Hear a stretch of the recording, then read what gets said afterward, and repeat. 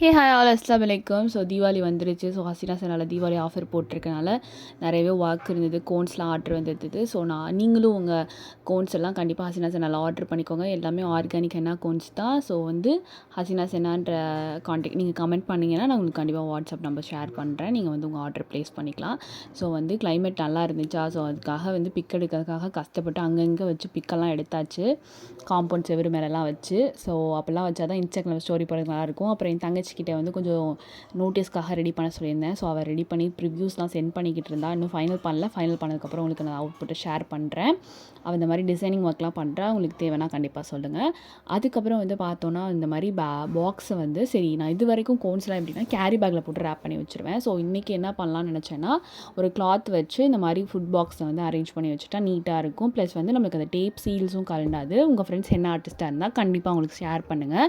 இந்த டிப் அவங்களுக்கு ரொம்ப யூஸ்ஃபுல்லாக இருக்கும்.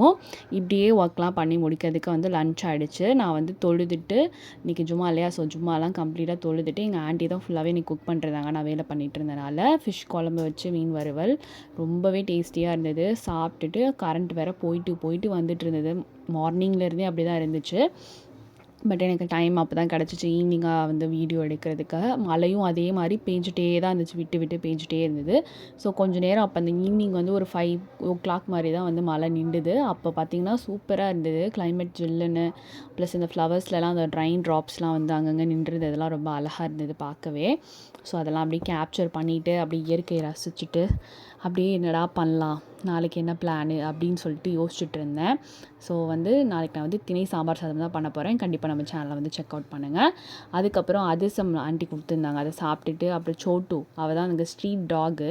ஸோ அவள் உட்காந்துருந்தா மழைனால. அங்கே அவளை பார்த்துட்டு அப்புறம் டீ குடிச்சிட்டு அப்புறம் பக்கத்து வீட்டு ஆண்டி கோன் கேட்டாங்க. அப்புறம் நான் குட்டி பாப்பாவாக தான் இருக்கா, நான் போட்டு விடவான்னு கேட்டேன்.